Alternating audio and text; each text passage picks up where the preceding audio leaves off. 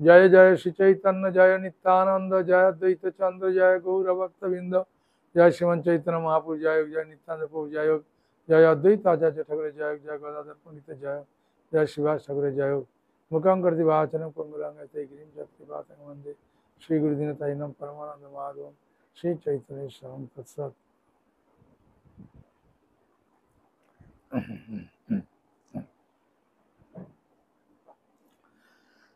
हरे कृष्ण।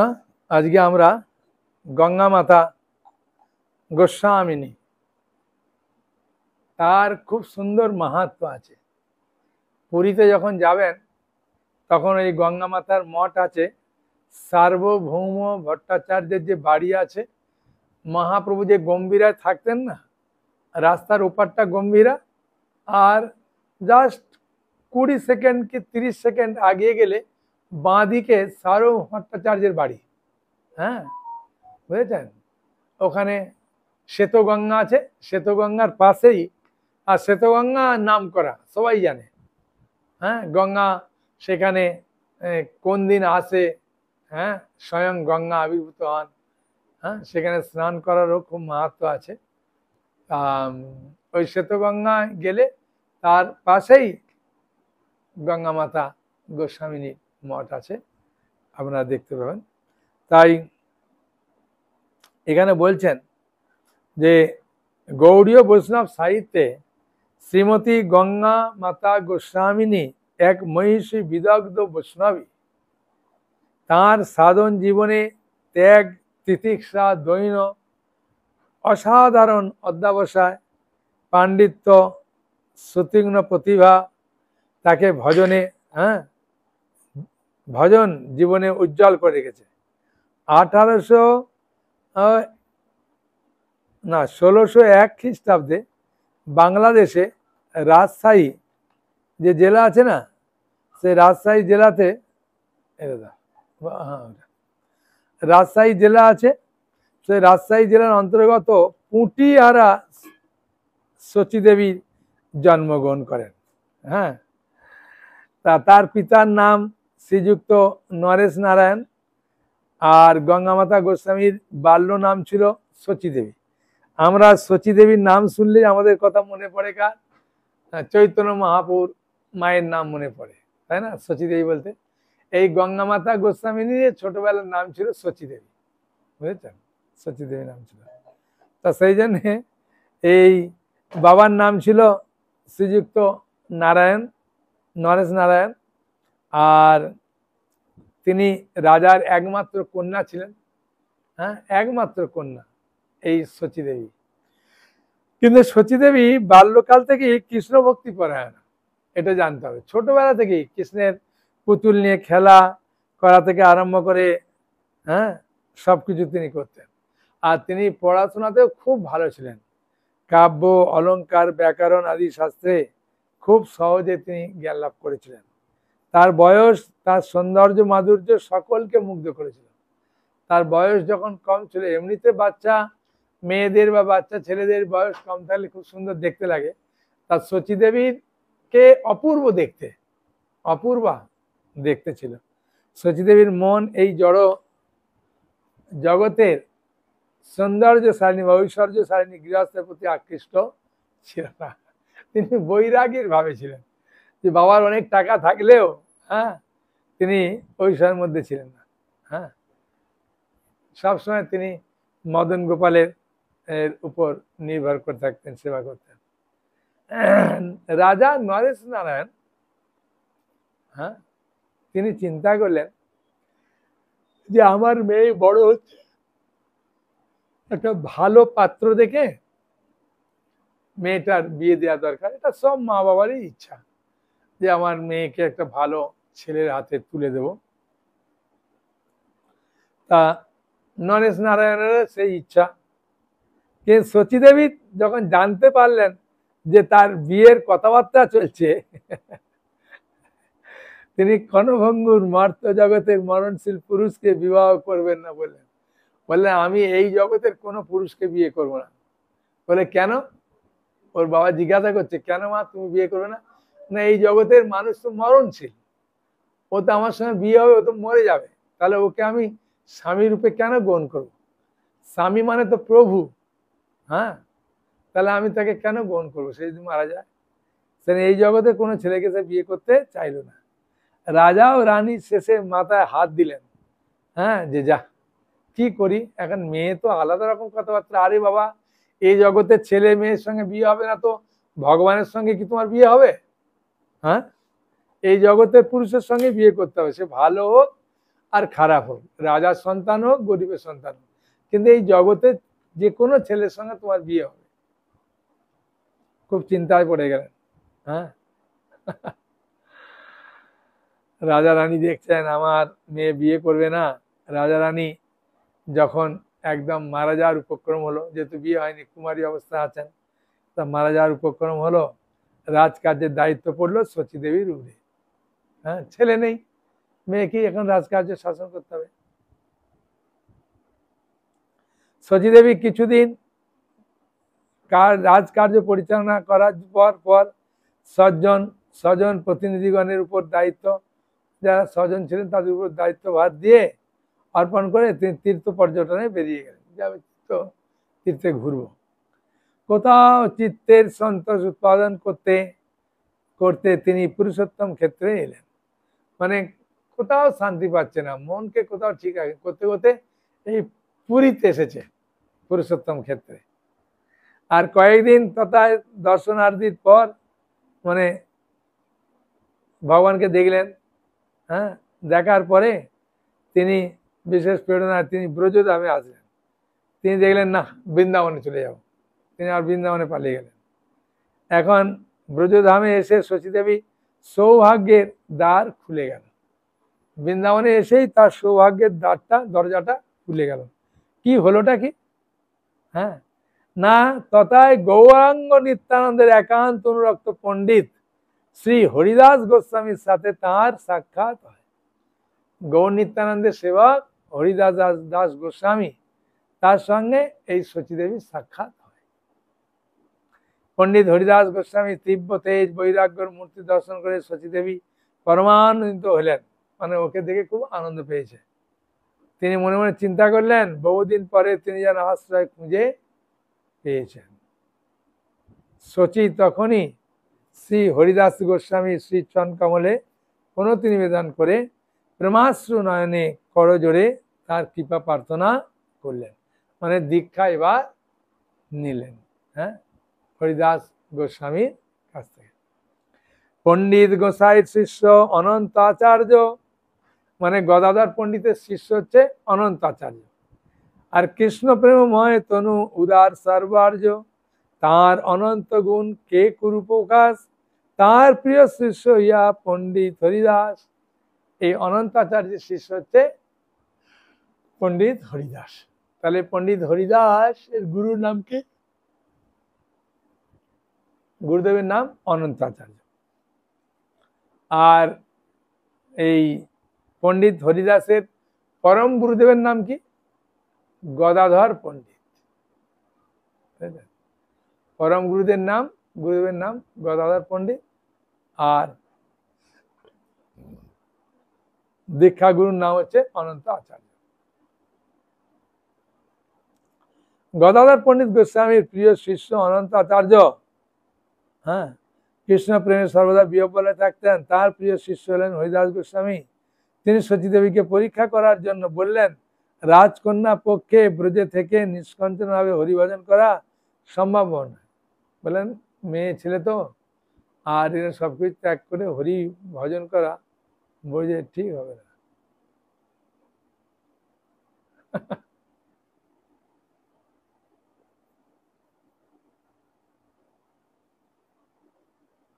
এটা মানে পরীক্ষা করছে।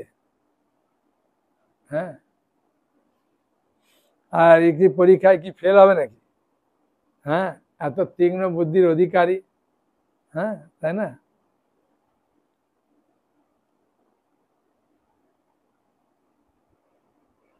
গৃহ থেকে হরি ভজন করুন, যান আপনি বাড়ি যান, বাড়ি থেকে গৃহ ভজন করুন। শচী দেবী বুঝতে পারলেন এসব কথা ছল করে বলা হচ্ছে। ও বুঝতে পেরে গেছে এসব কথা আমাকে ছল করে বলা হচ্ছে, আমাকে পরীক্ষা নেওয়া হচ্ছে। তিনি এই প্রকার কথায় কান না দিয়ে তীব্র বৈরাগ্যের কথা সাথে ব্যাখ্যা মানে সেবা করতে লাগলেন। ক্রমে ক্রমে তিনি উত্তম বস্ত্র আদি ব্যবহার একেবারেই বর্জন করে দিলেন, মানে উত্তম বস্ত্র পরা একেবারে বস্ত্র বন্ধ করে দিলেন।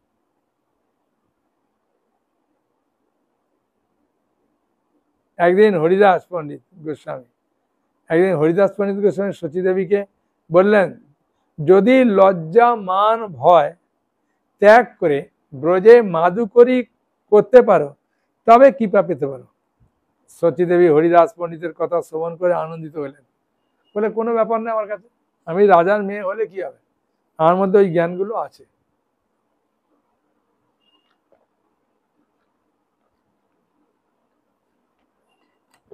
শুধু ওই জ্ঞান নেই, বৈরাগ্য আছে, ত্যাগ আছে। তখন অভিমান শূন্য হয়ে একখানা মলিন বস্ত্র গায়ে আবৃত করে, মাতাজি তো একটা মলিন বস্ত্র গায়ে আবৃত করে আর এমনি একটা কাপড় পরে এক অসাধারণ, সচীদেবী এক অসাধারণ স্ত্রীলোক, তার দিব্য বৈরাগ্য দর্শনে বৈষ্ণবগণ চমৎকৃত হলেন। কেন, জমিদারের মেয়ে বাবা, সবকিছু সবকিছু ত্যাগ করে এখন একদম সাধারণের মতো তিনি বৈরাগ্যের পথ অবলম্বন করেছে। সচীদেবী অঙ্গানি অতি ক্ষীণ মলিন হয়ে গেছে। হ্যাঁ, তাতে তিনি ভ্রুক্ষেপ না করে নিয়মিত যমুনা স্নান করছিলেন এবং মন্দির মার্জন পরিক্রমা, আধ্যাত্মিক দর্শন, ভাগবত আদি শ্রবণ করতে লাগলেন। সচীদেবীর তীব্র বৈরাগ্য দেখে পণ্ডিত হরিদাস গোস্বামী মনে কৃপার উদয় হলো। একদিন তিনি সচিকে ডেকে বললেন, তুমি রাজকুমারী হয়েও কৃষ্ণ ভজনের প্রয়াসে যে এত ত্যাগ বৈরাগ্য প্রদর্শন করেছ, তাতে আমি পরম সুখী হয়েছি। তুমি শীঘ্রই মন্ত্র গ্রহণ করো। অনন্তর সচীদেবী চৈত্র মাসের শুক্লপক্ষে ত্রয়োদশীর দিন হরিদাস গোস্বামী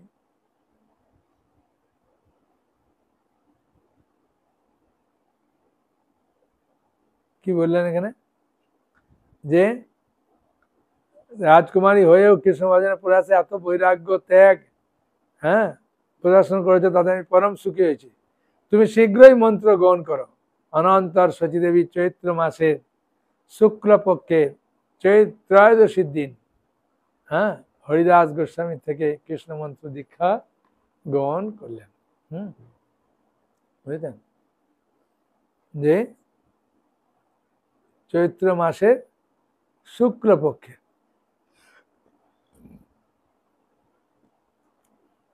সচীদেবী অতদিন ভাবে শ্রী গুরু গোবিন্দের সেবা করতে লাগলেন।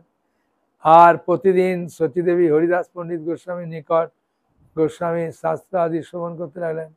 অল্প দিনের মধ্যে সচীদেবী গোস্বামীর শাস্ত্রের সিদ্ধান্তে পারঙ্গত সুনিপুণ দেখে বৈষ্ণবগণ পরম সুখী হলেন। মানে ওর বৈরাগ্য ভাব এসব দেখে বৈষ্ণবগণ সবাই খুব খুশি হয়ে গেছে। লক্ষ্মীপ্রিয়া নামে হরিদাস পণ্ডিত গোস্বামীর পরম স্নিগ্ধা শিষ্যা একসময় বৃন্দাবনে আসেন। মানে এ তো গঙ্গামাতা গোস্বামী আলাদা, আর একজন মাতাজি লক্ষ্মীপ্রিয়া নামে, সেও স্নিগ্ধা শিষ্য একসময় বৃন্দাবনে আসেন এবং তিনি প্রত্যহ 3 লক্ষ হরিনাম গ্রহণ করতেন। বাবা, হরিদাস পণ্ডিত গোস্বামী লক্ষ্মীপ্রিয়াকে আদেশ করলেন তিনি যেন সচীদেবীকে নিয়ে রাধাকুণ্ডে গিয়ে ভজন করে। তার আরেক প্রিয় শিষ্য ছিল লক্ষ্মীপ্রিয়া, সে লক্ষ্মীপ্রিয়াকে বললেন যে সচীকে নিয়ে রাধাকুণ্ডে যাও, সেখানে গিয়ে হরি ভজন করো। লক্ষ্মীপ্রিয়া শ্রী গুরুদেবের আজ্ঞা শিরে ধারণ করে সচীদেবীর সহ রাধাকুণ্ডে এসে ভজন করতে লাগলেন। শ্রী সচীদেবী লক্ষ্মীপ্রিয়ার সঙ্গে গোবর্ধন পরিক্রমা করতে লাগলেন।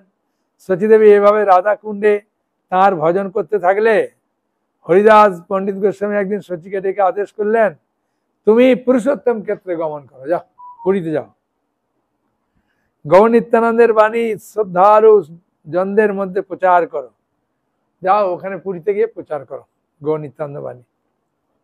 তাই গুরুদেবের আদেশ হলো, রাধাকুণ্ড ছেড়ে তিনি পুরী চলে এলেন।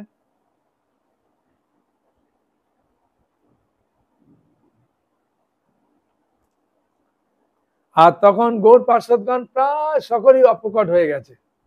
মহাপ্রভু যাওয়ার সঙ্গে সঙ্গে অনেকেই অপকট হয়ে গেছিলেন, গদাধর পণ্ডিত থেকে আরম্ভ করে অনেকে। হ্যাঁ,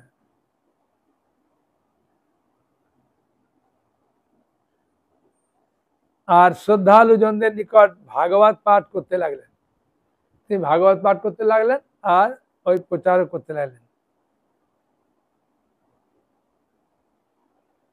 সারণ ভট্টাচার্যের গৃহে কেবল মাত্র তাঁর সেবিত রাধা দামোদর শালগ্রাম বিরাজিত ছিল।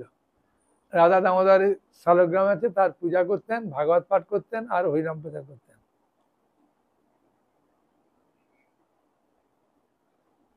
সচীদেবী তথায় অবস্থান পূর্বক নিয়মিত ভজন করতে লাগলেন। সচীদেবীর অপূর্ব ভাগবত সিদ্ধান্ত শ্রবণ করার জন্য সজ্জন লোকেরা দিন দিন আসতে লাগলো আর ভিড় হতে লাগলো। কখন ভাগবত পাঠ করবে শুনবো। অপূর্ব ব্যাখ্যা ভাগবতের। পুরুষোত্তম ক্ষেত্রে রাজা এবার কাজ হয়েছে। পুরুষোত্তম ক্ষেত্রে রাজা মুকুন্দদেব একদিন সচীদেবীর স্থানে ভাগবত শুনতেলেন। হ্যাঁ, পুরুষোত্তম ক্ষেত্রে রাজা যে মুকুন্দদেব, তিনি ভাগবত কথা শুনতেলেন। তার অপূর্ব সিদ্ধান্ত শুনে বড়ই আকৃষ্ট হলেন। রাজা মনে মনে তাকে কিছু অর্পণ করতে ইচ্ছা করলেন, যে কিছু আমি দেব ওকে। ঠিক সেই দিবসে রজনীতে স্বপ্ন দেখলেন। সেই দিনই রাত্রিবেলা স্বপ্ন দেখলেন জগন্নাথ দেব বলছেন, সচী কে শ্বেত গঙ্গার নিকটবর্তী স্থানটি অর্পণ করো। জগন্নাথ দেব বললেন কাকে? মুকুন্দদেব রাজাকে। কি বললেন? যে সতীকে শ্বেত গঙ্গার নিকটবর্তী যে স্থান আছে ওটাকে পুরাটা দিয়ে দাও ওর নামে। পরদিন প্রাতঃকালে রাজা মুকুন্দদেব সচীদেবীর স্থানে আসলেন। অতি বিনীতভাবে রাজাকে বসবার আসন প্রদানের পর শ্রী সচীদেবী বিষয় গ্রহণ করতে অসম্মত হলেন। হ্যাঁ, রাজা বারবার শ্রী জগন্নাথ দেবের আদেশের কথা জানালেন। তখন জগন্নাথ দেবের আদেশের কথা জেনে সচীদেবী বললেন, তাহলে ঠিক আছে, আমি জায়গাটা নেব আর কি। মুকুন্দদেব সচীদেবীর নামে শ্বেত গঙ্গার নিকটবর্তী ভূসম্পত্তি দানপত্র করে দিলেন। সচীদেবী যে একজন রাজকুমারী, তা পূর্বেই পুরুষোত্তম ধামে প্রচারিত ছিল। সকলেই জানতেন যে উনি অ্যাকচুয়ালি কুমারী। একবার মধু মাসে মহাবারুণী স্নানের যোগ উপস্থিত হয়েছে। হ্যাঁ, বুঝেছেন, মধু মাসে মহাবারুণীর যোগ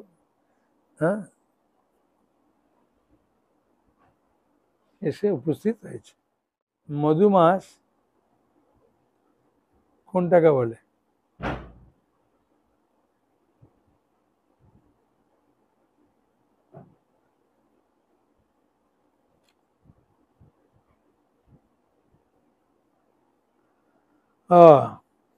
মধু মাস হচ্ছে বৈশাখ মাসটাকে বলে। বৈশাখ মাসকে বলে মধু মাস, বুঝেছেন? তাই মধু মাসে বারুণী মহাবারুণী স্নানের যোগ উপস্থিত। সচীদেবী গঙ্গা স্নানে গমনের ইচ্ছা করলেন, যে আমি বারুণীতে গঙ্গা স্নানের জন্য, বিশেষ করে পুরুষ লোক না গেলে মায়েরা প্রচুর যায় ওই বারুণীতে স্নান করতে।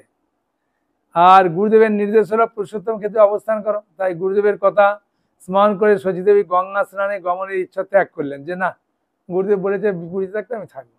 সেই রাত্রে জগন্নাথ দেব সচীদেবীকে স্বপ্নে বললেন, সচী এই কোনো চিন্তা করো না, যে সময় মহাবারুণী যোগ হবে তখন তুমি শ্বেত গঙ্গা স্নান করো, ঠিক আছে? হ্যাঁ, গঙ্গাদেবী তোমার সঙ্গ প্রার্থিনী হয়ে আসবে। গঙ্গাদেবী স্বয়ং আসবে তোমার সঙ্গ লাভ করার জন্য।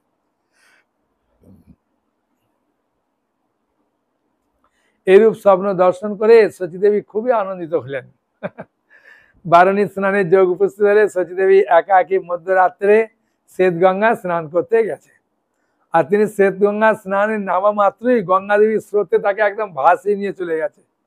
হ্যাঁ, আর ভাসতে ভাসতে একবারে গঙ্গা জগন্নাথের মন্দিরের ভেতরে প্রবেশ করেছে। আর তিনি দেখলেন হাজার হাজার ক্ষেত্রবাসী লোক মহা আনন্দে স্নান করছে, চারিদিকে সব তুতি করছে, আনন্দে কোলাহল। সচীদেবী সে আনন্দে কোলাহলে মা আনন্দে স্নান করছেন। হ্যাঁ, বুঝছেন, মানে এগুলো যে কারা সচীদেবী বুঝতে পারছে না। আনন্দে কোলাহলে মন্দিরের দ্বার রক্ষক গণের নিদ্রা ভেঙে গেল। হ্যাঁ, আনন্দ কোলাহলে, হ্যাঁ, কি চিৎকার হচ্ছে দেখে মন্দিরের দ্বার রক্ষক ঘুমিয়ে গেল। দ্বার রক্ষকগণ শুনতে পেলেন যে ওই মহাশব্দ শ্রী জগন্নাথের মন্দির মধ্যে হতে আসছে, যেন কেউ কথা বলছে। দ্বার রক্ষকগণ তাড়াতাড়ি এই সংবাদ কার্য অধ্যক্ষগণকে জানালেন। তারা এই সংবাদ শীঘ্রই রাজার নিকট উপস্থিত করলেন। রাজা মন্দির খুলতে আদেশ দিলেন। হ্যাঁ, রাজার আদেশ মাত্রই মন্দির খোলা হলো। দেখা গেল এক অদ্ভুত ব্যাপার, ভাগবত পাঠিকা শচী দেবী একাকী মন্দিরে দাঁড়িয়ে আছেন। সেবক পাণ্ডাগণ কেউ কেউ মনে করলেন শচী দেবী বোধহয় জগন্নাথের অলঙ্কার পত্রাদি চুরি করার জন্য অবলক্ষে প্রবেশ করেছেন। কেউ কেউ বললেন তা হতে পারে না, নিশ্চয়ই বিশেষ কোনো রহস্য আছে। অনন্তর শচী দেবীকে বিচার অধীনে করে বন্দিশালে রাখা হলো। শচী দেবী এতে বিচলিত হলেন না, তিনি আনন্দে কৃষ্ণ নাম করতে লাগলেন। রাজা মুকুন্দদেব শেষ রাত্রে স্বপ্ন দেখছেন। জগন্নাথ দেব রাগ করে বলছেন, এই শচী দেবীকে এখনই বন্দিশালা থেকে মুক্ত করে দে। আমি তার স্নানার্থে নিজের চরণ থেকে গঙ্গা জল নিঃসৃত করে মন্দিরে এনেছি। তুমি যদি মঙ্গল চাও, পূজক পাণ্ডাগণ সহ এখনই শচীর চরণে ক্ষমা প্রার্থনা করো এবং তার কাছে মন্ত্র দীক্ষা গ্রহণ করো। এই প্রকার স্বপ্ন দেখে রাজা খুব সন্তুষ্ট হলেন। প্রাতে স্নানাদি সেরে পূজারী পাণ্ডাগণ সহ শচী দেবীকে বন্দি করে রাখা হয়েছিল সেখানে আসলেন। তারপর শচী দেবীকে শীঘ্র মুক্ত করে তার চরণে সাষ্টাঙ্গ দণ্ডবত প্রণতি করলেন। তারপর রাজা মুকুন্দদেব বহু অনুনয় বিনয় করে শচী দেবীর চরণে ক্ষমা প্রার্থনা করতে লাগলেন। অনন্তর তিনি জগন্নাথ দেবের আদেশ জানিয়ে দীক্ষা মন্ত্র প্রার্থনা করতে লাগলেন। জগন্নাথ দেব এই প্রকার লীলা দেখে শচী দেবীর প্রেমের রোদন করতে লাগলেন। রাজাকে মহা সৌভাগ্যবান জেনে শ্রী হস্ত প্রদান করে আশীর্বাদ করলেন। তারপর শচী দেবী জগন্নাথ দেবের আদেশ জেনে বিশেষ এক শুভ দিনে শুভ লগ্নে রাজা মুকুন্দদেবকে দীক্ষা দিলেন। রাধা কৃষ্ণ মন্ত্রে দীক্ষা দিয়েছেন। রাজার সঙ্গে বহু পূজারী শচী দেবীর চরণ আশ্রয় গ্রহণ করলেন। সেই দিন থেকে শ্রী শচীর নাম হয়ে গেল গঙ্গা মাতা গোস্বামিনী। বুঝেছেন? রাজা মুকুন্দদেব গুরু দক্ষিণা স্বরূপ কিছু ভূসম্পত্তি গঙ্গা মাতাকে দিতে চাইলেন। শচী দেবী রাজি হলেন না, বললেন তোমার কৃষ্ণের চরণে তোমার ভক্তি হোক, এই মাত্র চাই, অন্য কোন দক্ষিণা গ্রহণের দরকারই আমার নাই, অধিকার নাই। রাজা বহু কাতর প্রার্থনা অবশ্যই গঙ্গা মাতা গোস্বামী বৈষ্ণব সেবার আর জন্যে 2 ভাণ্ড মহাপ্রসাদ 1 ভাণ্ড তরকারি, হ্যাঁ বুঝছেন, রাজা বহু কাতর প্রার্থনা অবশেষে গঙ্গা মাতা গোস্বামিনী বৈষ্ণব সেবার জন্যে সেবার অর্থে 2 ভাণ্ড মহাপ্রসাদ আর 1 ভাণ্ড তরকারি, 1 ভাণ্ড প্রসাদী এই বস্ত্র, একখানি প্রসাদী বস্ত্র, 2 পণ কড়ি মানে 100 টাকা 160 টাকা 60 পয়সা প্রত্যহ মধ্যাহ্নে ধূপের পরে, প্রত্যেক দিন মধ্যাহ্নে দুপুরের পরে প্রেরণ করার অধিকার। তথাপিও সেই মহাপ্রসাদ নিয়মিত গঙ্গা মাতা মঠে আসে। 2 ভাণ্ড অন্ন, 1 ভাণ্ড তরকারি, হ্যাঁ, একটা প্রসাদী বস্ত্র আর 2 পণ কড়ি মানে 160 টাকা। গঙ্গা মাতা মঠেই তার সমাধি করা হয়েছে। হ্যাঁ, মহিধর শর্মা নামে এক ব্রাহ্মণ পণ্ডিত শ্বেতগঙ্গার তীরে পিতৃপুরুষের তর্পণাদি করতে আসেন। বুঝেছেন? মহিধর শর্মা নামে একজন ব্রাহ্মণ, তিনি ওই শ্বেতগঙ্গাতে ওই পিতৃপুরুষের জন্য শ্রাদ্ধ করতে আসেন। গঙ্গা মাতা গোস্বামী মহিমা শুনে শ্রী চরণ দর্শন করতে যান। আর গঙ্গা মাতা পণ্ডিত ব্রাহ্মণকে বহু সম্মান দিয়ে আসনে বসিয়ে তার অভিপ্রায় শুনতে চাইলেন। পণ্ডিত ব্রাহ্মণ সরলতার সহিত অভিপ্রায় ব্যক্ত করলেন যে তার সহায়তা দেখে গঙ্গা মাতা তাকে ভাগবত সিদ্ধান্ত শোনালেন। ব্রাহ্মণ অপূর্ব ভাগবত সিদ্ধান্ত শ্রবণ করে মুগ্ধ হলেন। পরে তিনি গঙ্গা মাতার চরণে আশ্রয় গ্রহণ করলেন। গঙ্গা মাতার শুভ দিনে ব্রাহ্মণকে রাধা কৃষ্ণ মন্ত্রের দীক্ষা দিলেন। তারপরে ব্রাহ্মণ মহিধর শর্মা গুঞ্জাম জেলার বিভিন্ন অঞ্চলে গৌর নিত্যানন্দ বাণী প্রচার করতে চললেন। রাজস্থানের অন্তর্গত জয়পুর নগরীতে, রাজস্থান অন্তর্গত জয়পুর নগরীতে শ্রী চন্দ্র শর্মা নামে এক ভক্ত ব্রাহ্মণ বাস করতেন। তার গৃহে রসিক রায় নামে শ্রীকৃষ্ণের বিগ্রহ ছিল। হ্যাঁ, খুব সুন্দর, রসিক রায়। হ্যাঁ, দরিদ্র ব্রাহ্মণ ঠিক মতো বিগ্রহের সেবা করতে পারতেন না। একদিন রাত্রে জগন্নাথ দেব ব্রাহ্মণকে স্বপ্ন বললেন, তোমার ঘরে যে রসিক রায় বিগ্রহ আছে তার ভালো সেবা হচ্ছে না, তুমি তাকে শ্রীক্ষেত্রে শ্বেত গঙ্গা তটস্থিত গঙ্গা মাতা গোস্বামীর নিকট দিয়ে যাও। স্বপ্নে জানিয়ে দিয়েছে এই বিগ্রহ তুমি সেবা করতে পারছো না, তুমি দিয়ে আসো। কোথায় দিয়ে আসবে?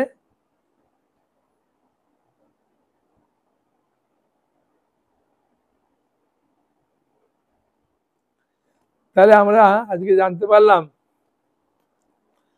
যে চন্দ্র শর্মা নামে এক ব্রাহ্মণ, তার কাছে রসিক রায় বিগ্রহ ছিল। সেই বিগ্রহ জগন্নাথ দেব বললেন বা রসিক রায় বিগ্রহ বললেন তুমি গঙ্গা মাতা গোস্বামীকে দিয়ে এসো।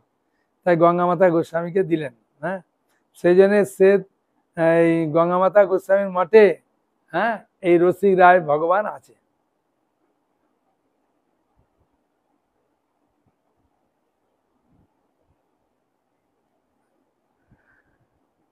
মানে জগন্নাথ দেবের আদেশ জেনে ব্রাহ্মণ রসিক রায়কে নিকটে অর্পণ করতে বললেন। গৌরাঙ্গ মাতা গোস্বামী বললেন আমি ভিখারিনী। গঙ্গা মাতা গোস্বামী বললেন আমি ভিখারিনী, মাদু করে করে খাই, বিগ্রহ সেবা কিভাবে করব? আপনি বিগ্রহ নিয়ে যান, আমাকে অপরাধী করবেন না। ব্রাহ্মণ নিরুপায় হয়ে চিন্তা করতে লাগলেন। অবশেষে গঙ্গা মাতা গোস্বামী তুলসী কারণে রসিক রায়কে রেখে পালিয়ে গেছে। মানে ওদের তুলসী যে বন ছিল ওখানে রসিক রায়কে নামিয়ে দিয়ে চলে গেছে। আর রসিক রায় স্বপ্নে জানাচ্ছেন, গঙ্গা মাতাকে বলছেন আমি তোমার সেবা গ্রহণ করার জন্য এখানে এসেছি,